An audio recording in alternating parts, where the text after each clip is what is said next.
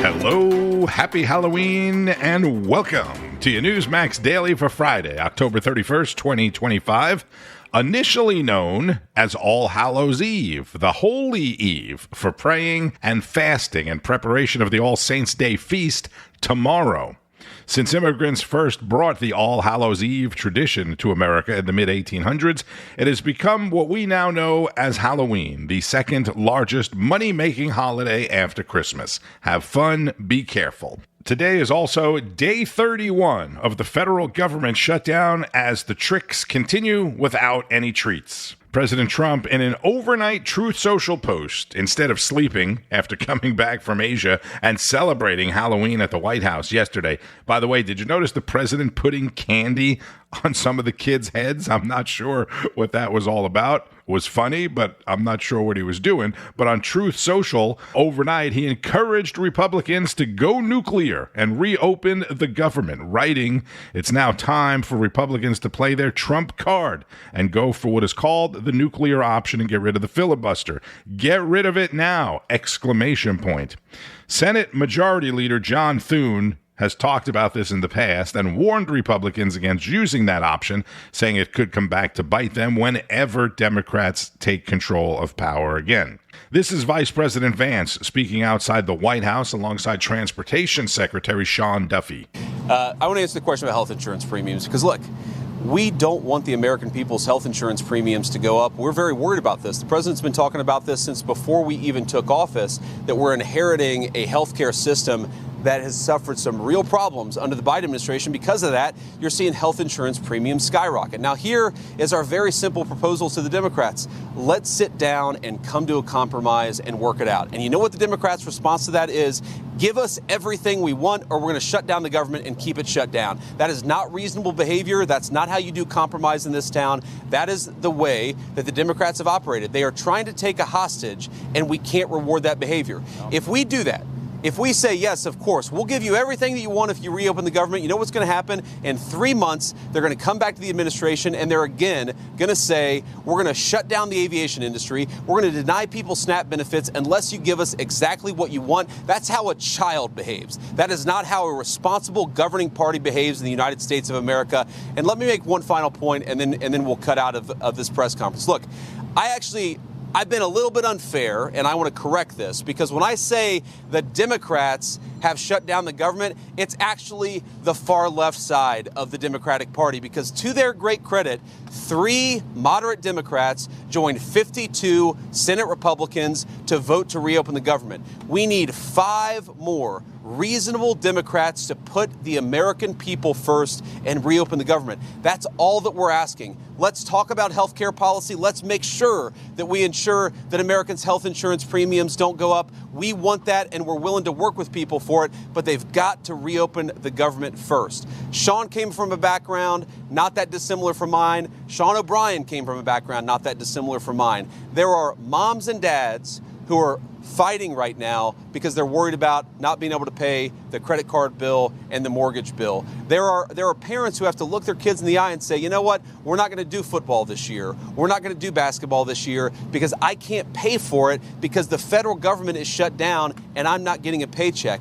Do we want those people who keep the aviation system running to not be able to feed their families, to not be able to pay for some of the things that make life worth living? The answer to that question is absolutely. We want them to be able to afford a good life. The only way for that to happen is to reopen the government. It'll be good for those who fly. It'll be good for those who work in the aviation industry. It'll be good for the whole country. Just do the common sense thing, Democrats. Reopen the government. We need 5 Senate Democrats to join us. I hope that they will. Thank you, guys.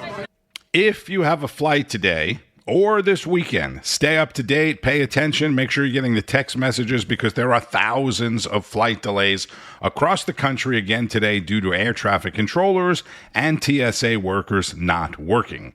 And a federal judge Thursday demanded that the government's emergency funds be tapped to fund the SNAP benefits, which has become the focus of the shutdown over the last several days. The judge said this constitutes as an emergency. The problem is with 42 million people, mostly not Americans, by the way, getting SNAP benefits or assistance, the emergency funds wouldn't even be enough to cover it. Let's start with Carl Higbie. Then I'll tell you about Putin's response to President Trump ordering the testing of nuclear weapons, which I told you about yesterday. I'm going to say something controversial, but not unpopular, I don't think, because that's what we do here. But perhaps that person is in that position because of their own decisions and should make better life choices. I hear the military is recruiting. Join there would give you immediate access to food, shelter, even education benefits. But I think the government shutdown has actually woken a lot of people up to this level of entitlement and abuse. I mean, we always kind of knew it, but, it's also really poorly managed. It's a really badly organized program. And Adam Carolla kind of also noted something as well. The average female who gets no free food from the government is 146 pounds. The average SNAP recipient is 211 pounds. And I thought, he's got a good point. We live in a country, only country in the world, where the primary health concern among poor people is obesity. Y'all ain't hearing me. They cut my food stamps. I ain't paying for none of this. I got babies at home that gotta eat. You think I'm just gonna leave my cart here? Hell no. I ain't paying nothing. I'm walking out with it. Try and stop me. Find somebody too big to stop her. Okay, bad attitude aside, the only thing this has made more apparent than anything else, which RFK has been warning us about for a while now, is how upside down the program is. There's like Pringles and stuff on the counter there. SNAP stands for Supplemental Nutrition Assistance Program. Keyword, nutrition and assistance. Let's go to the nutrition part. Why are highly processed junk foods available under a program with nutrition in the name? The irony here is that by feeding people this junk, they get less healthy, like the woman I just showed you. I'm willing to bet she's probably also on some sort of government healthcare subsidy program as well. Although you can't see her, the large woman with bleached blonde hair and a very red face wearing a cut-up T-shirt is all over social media. So you've probably seen her, and I really hope that her obnoxious, entitled ass was arrested. I would bet that the people that legitimately receive SNAP, I mean the people who really need it and deserve it, are not the people that are out there stealing stuff now or being violent. Okay, so this is the real headline of the day. Putin is continuing attacks on Ukraine and is ramping up his nuclear rhetoric after President Trump said he was ordering the Department of Defense to restart testing of nuclear weapons. But Trump said that after getting word that Russia had test-fired something called the Poseidon nuclear submarine torpedo, which is capable of traveling thousands of miles underwater. Nuclear propulsion. Putin said it far exceeds any intercontinental ballistic missile, and it is unmatched by anything, anywhere, which is very, very scary. For more on this and President Trump's meeting with the Chinese president, we go to Finnerty and special guest Bill O'Reilly. Bill, good to see you again. Can you tell us, Bill, how important this relationship is for the United States and how important it is for us to kind of break up the China-Russia relationship?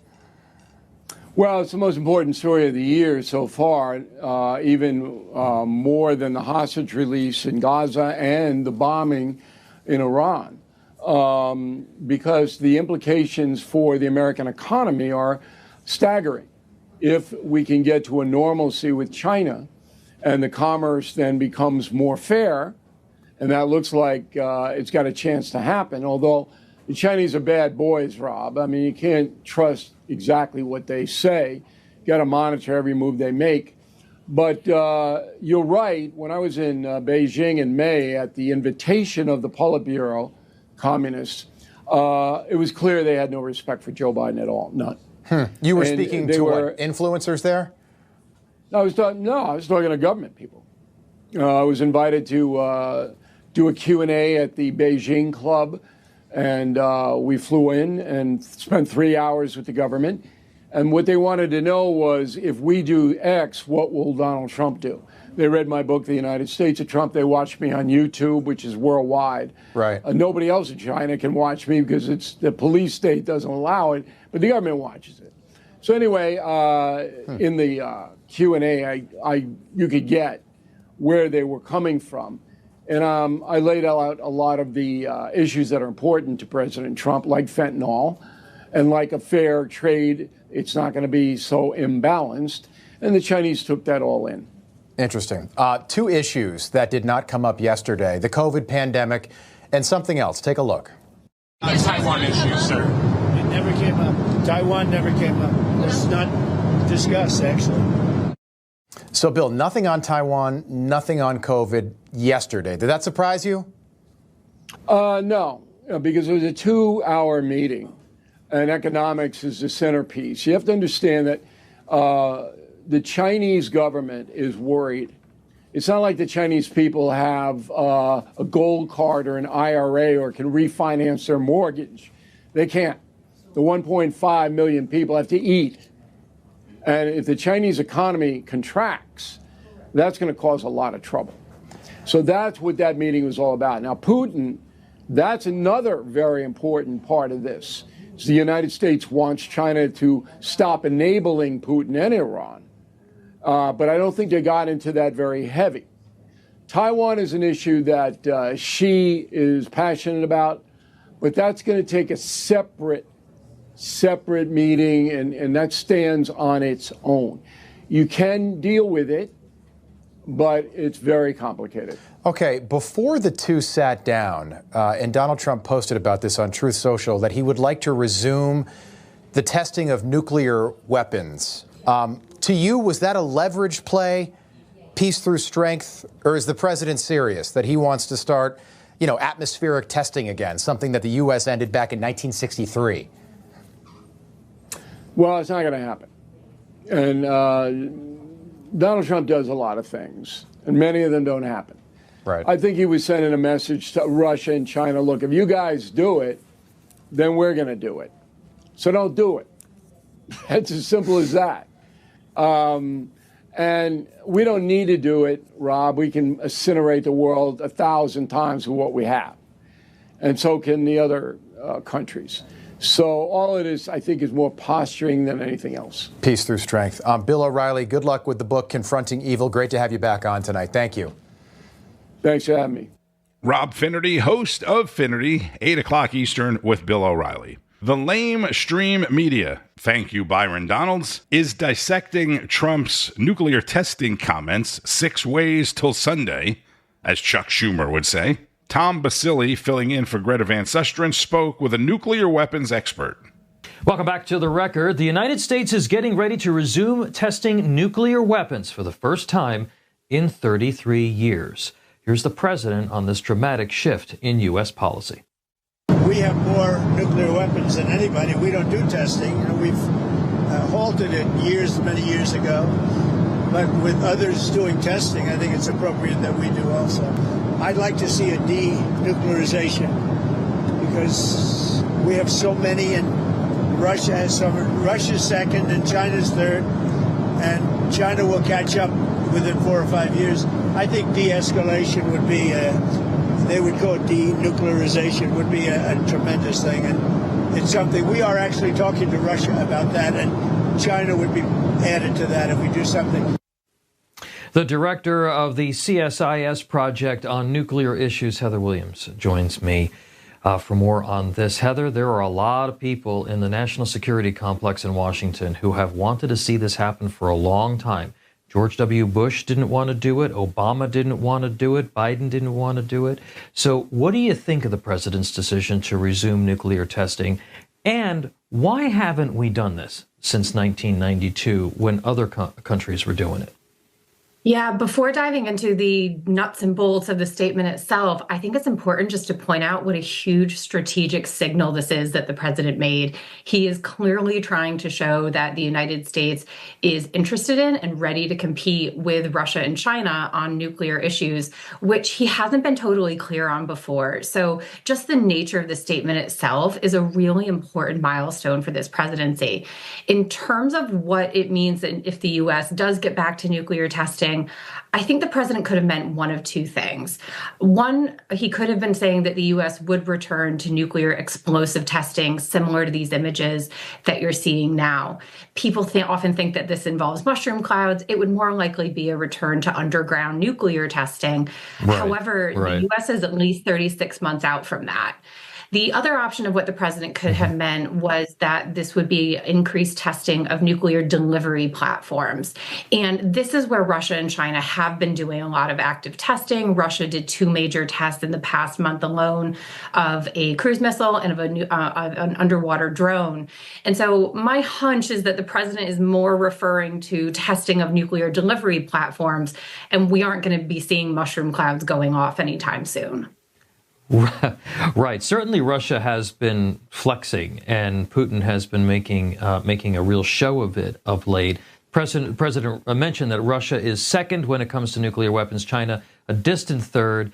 But from a technological perspective, because so much has changed in the last 30 years, has our lack of testing put us at a disadvantage in some way?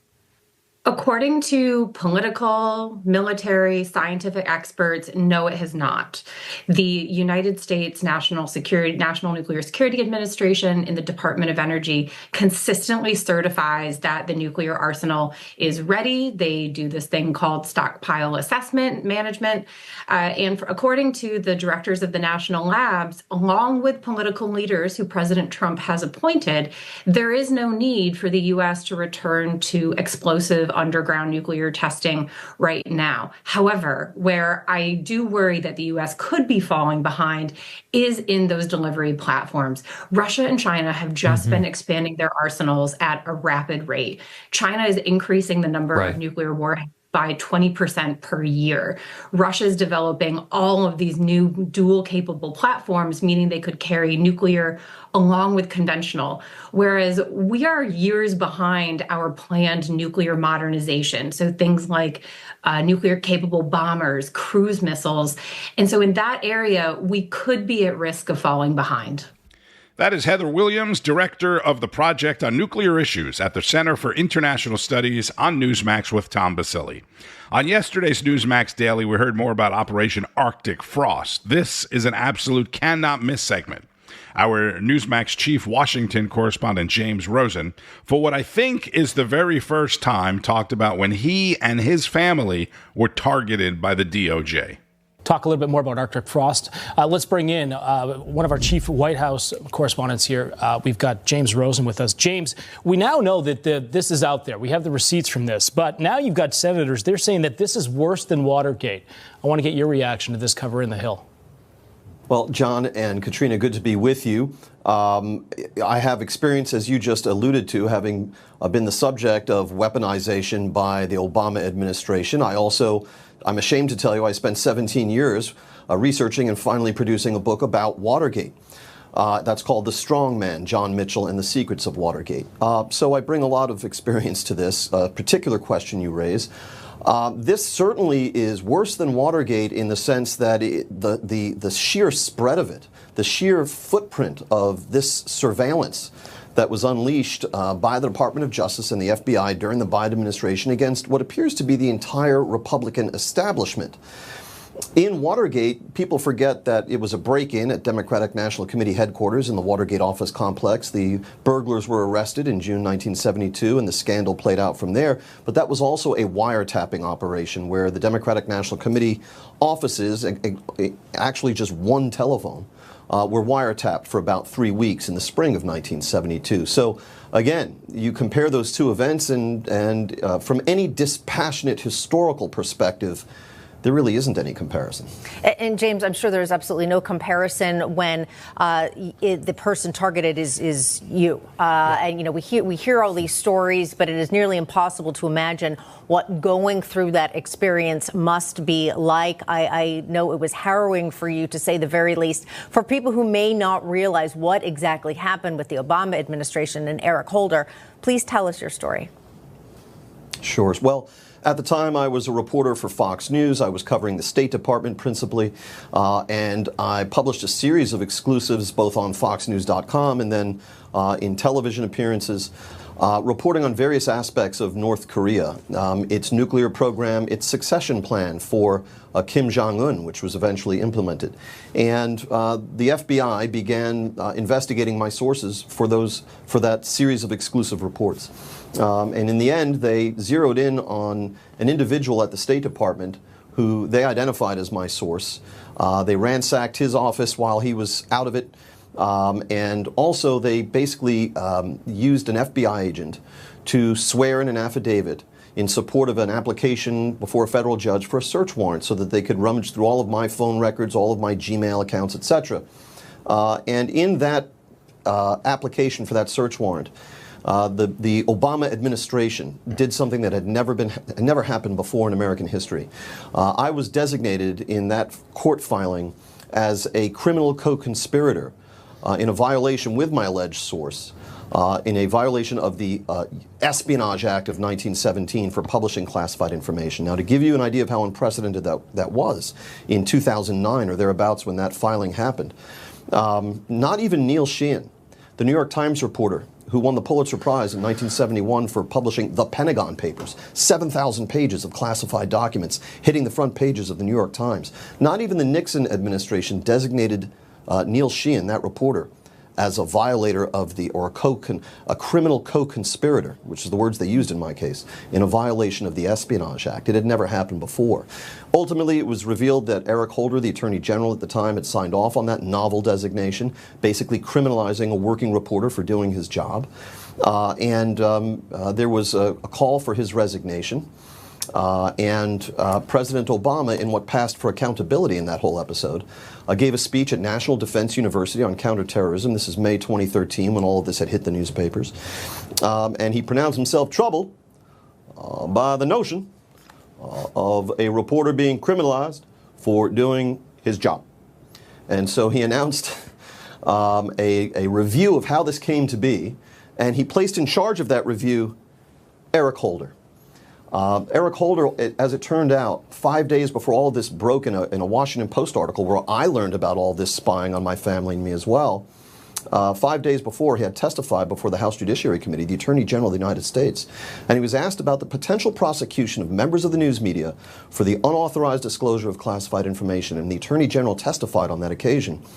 In terms of the potential prosecution of a member of the news media for the unauthorized disclosure of classified information, Holder said, that's not something I've ever heard of, been involved in, or would think would be wise policy. There's a plain word for that. It's called perjury. And in the end, they got access to 20 phone lines or so that I was using, and also to the phone lines of my parents on Staten Island. Newsmax chief Washington correspondent, the brilliant James Rosen, who does an excellent Obama impersonation. Him and his family, his source, surveilled, spied on, targeted by Attorney General Eric Holder, who then blatantly, publicly lied about it. And James Rosen, you may recall, was barred from the Biden White House in 2022 after asking President Biden about his mental acuity during a press conference. You've been hearing about the New York City mayoral race for a couple of months now, the New Jersey governor's race, and the other day I dug into the Virginia elections a bit as well. This weekend is the final weekend for candidates to make their pitch ahead of next week's elections in all three states. Rob Schmidt spoke with former New York Governor George Pataki, who was the last Republican governor of New York some 30 years ago. And I know a lot of people in New York will be happy to hear this segment. When you watch Zoran and the way he's trying to present himself to the public with 5 days to go, I mean, it reeks when you look at who he really is and what we've seen in the past. Rob, you're absolutely right. You look at that fake smile, which he constantly has on his face, and he's trying to come across as a victim when, in fact, he's the one who wants to impose far-left, radical, not socialist, really neo-Marxist policies on the people of New York. And people aren't criticizing him because he's Muslim, but he's an Islamist. He has said over and over again that he very much supports, for example, people in Gaza who are very virulently anti-Israel. He's never rejected from the river to the sea. And this is someone who is a looming disaster for the people of New York City. And it's going to be bad for the United States, too, if he wins on Tuesday. The timing, though, you have to say that his timing could not have been any better for a communist to try and rise up. You've got this flailing Democrat Party that has absolutely no power and has absolutely no approval rating. They seem very feckless in this moment. They seem unable to conquer Donald Trump, who finally came back and won the war, I would say, by running for a third term. And slowly, all of these, old school Democrats are being forced, who I think maybe at their core at some point were capitalists, are now being forced to endorse this very toxic, very Marxist, very anti-American entity before them. Take a listen. I support the Democratic nominee, as I indicated, and we're in alignment. Mandani, success leaves clues. The power of emulation. Democratic Party should learn about how to communicate in this new world.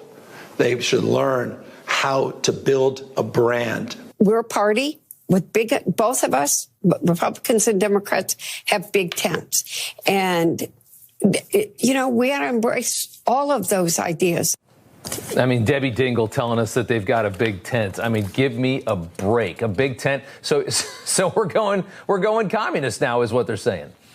Rob, their tent is falling over to the left. Yeah. And, you have all these former liberals who are desperate. They're in high political office, and they're terrified of losing primaries to far-left Democrats, exactly what happened to Cuomo in the Democratic primary here. So you have people like Schumer, who understands he's getting killed by the shutdown. But if he agrees to keep the government open, he's going to lose. He's going to get crushed in a primary by AOC. You have Jeffries, who would be the next speaker, sucking up to this left-wing neo-communist Islamist. And it's a disaster for New York, but it bodes poorly for the Democratic Party. They're going to have this internal fight between the traditional liberals and the far-left radicals. And the far-left radicals, with rare exceptions, like in New York City when you had a void on the Democratic Party side apart from Mondemi, they're going to lose all over the country. And if I'm a Democrat right now, unless I'm one of these far leftists who doesn't care about winning or losing, I'm sitting there going, we are in real trouble. New York City's in trouble. Yeah. But the Democratic Party is as well, I believe. Well, we're starting to see people pretty on the far left. In the Pacific Northwest, there's a candidate on the pretty far left. I think he's a socialist himself, being primaried by somebody even further to the left. So this is they're going to go through some serious growing pains in that party. Want to show some polling here for this race, which will end on Tuesday night with the final day of voting. The big day is Tuesday. Mamdani at 50, Cuomo at 25, Sliwa at 21. You got that 4% undecided. I know you're backing Curtis Sliwa. I think I upset him about a week ago because I'm just a pragmatist, and I know that somebody has to get out. One of those two needed to get out, and I thought that person should have been Sliwa initially. Is it too late for anything now? Is it over? What do you think happens? Rob, nobody's going to get out at this stage. I've known Sliwa for at least 30 years. He's a fighter. He's never quit anything. He's not going to quit now. And I think the tragedy here is if there had been a one-on-one race between a Republican and a Democrat, and Sliwa's the Republican, I think Sliwa would have had a chance. If people had the opportunity to look at him, here his ideas for New York. But because Andrew Cuomo was there and people were thinking, well, he's more likely to be able to beat this far-left loser, that Sliwa should get out. So I think it's too late. I think it's unfortunate. I think we could have beaten Mondemi if we had a unified ticket behind, unified voters behind the Republican line. I think it's too late in this case for that to happen. Yeah, I mean, just knowing the electorate here, I think if it would have been, If it would have been an Ackman type that ran in the Republican primary and won the primary, I think that would have had a chance. I'm not sure Sliwa is palatable enough for such a blue city. I like Sliwa, but I don't know that I don't think that there's going to be enough of a support base of moderates that are going to go for him. Although versus Mamdani, you don't know, but there's no way when they split it. And that's so frustrating to see us just walking right into this disaster on Tuesday. It's very disappointing. Rob Schmidt with former New York Republican Governor George Pataki, who didn't hold back there. I have not lived in New York for more than 25 years now. I briefly crossed paths with Curtis Sliwa at WABC Radio back then, and I endorsed him right from the beginning. Not because he's a Republican, but because he is by far the best candidate right now. I also said that Curtis may not be the ideal candidate, but in this race, he is the best candidate. And I personally know how much Curtis is New York, if that makes any sense, and what his organization, the Guardian Angels, has done for New York. This should have been a slam dunk. Andrew Cuomo is the one who should have gotten out of the race. He lost the Democratic primary after having to resign as governor amidst multiple scandals, right? He's running as the independent in the race. He ruined the race. He ruined any chance that Sliwa may have had of winning as a Republican. As I said, I haven't lived there in a long time. I don't really care, but it is sad, very sad to see, as Rob Schmidt said, what's happening in what used to be the greatest city in the world, one of the greatest cities in the world. Mamdani, amazingly, is polling at 50%. Andrew Cuomo, I think, is at 25%, and Curtis Sliwa like 23, 24%. President Trump has no scheduled events on the White House calendar today outside of his daily briefing and is scheduled to head home to Palm Beach, Florida by the time you even listen to this. Don't forget, today is Halloween. People will be out there trying to scare you all day long. And don't forget, cyber criminals are even more scary than Halloween, trying to trick us with those email scams, cyber attacks, text message scams every day. It's like there's something new. Some new scam, some new trick. That's why Webroot is giving us a treat. The biggest discount ever offered off of the Webroot Total Protection Package. With lightning fast antivirus protection, identity theft protection with dark web monitoring, secure VPN. You gotta have the VPN now, and unlimited cloud backup. Do not leave yourself vulnerable to cyber criminals. Webroot Total Protection offers up to $1 million in fraud expense reimbursement, new text scam detection, and 24/7 US-based customer service. Customers rave about the customer service. Right now, Webroot is offering Newsmax podcast listeners 60% off Webroot Total Protection at webroot.com/Newsmax. That's the only place you can get it. 60% off for a limited time. Webroot.com/Newsmax. Do not wait. This is way too important to put off. 60% off Webroot Total Protection only at Webroot.com/Newsmax. If you don't do it today, do it over the weekend. Webroot.com/Newsmax. On Wall Street, stocks started the final trading session of the week in the green after Apple and Amazon beat earnings. Amazon also had good news concerning its AWS, and the stock is up big today. ExxonMobil had disappointing earnings this morning. Shares are on the slide. The news now starts each and every morning, 6 o'clock Eastern, with Alex Kramer on Wake Up America Early Edition, followed by Wake Up America. Don't forget about the Wake Up America Weekend Edition as well, Saturday and Sunday. Saturday and Sunday Report, Sunday Agenda, America Right Now with Tom Basili, Michael Savage, The Savage Nation on Sunday night, Wendy Bell, Rob Carson, Ambassador Nancy Brinker. There's documentary, special programming, and much, much more all weekend long on Newsmax. I'm Tony Marino. Have a fantastic and safe Halloween. The Toronto Blue Jays could wrap up the World Series tonight. I don't think that'll happen. Plenty of college football, NFL football, NHL action, and more. Enjoy doing whatever it is you like to do on the weekends, and most importantly, keep on fighting the good fight. News breaks every minute, every day. You need the app, the Newsmax app. Find it free on your smartphone store. Then watch us anytime, anywhere. Information. Truth is freedom. Is Newsmax.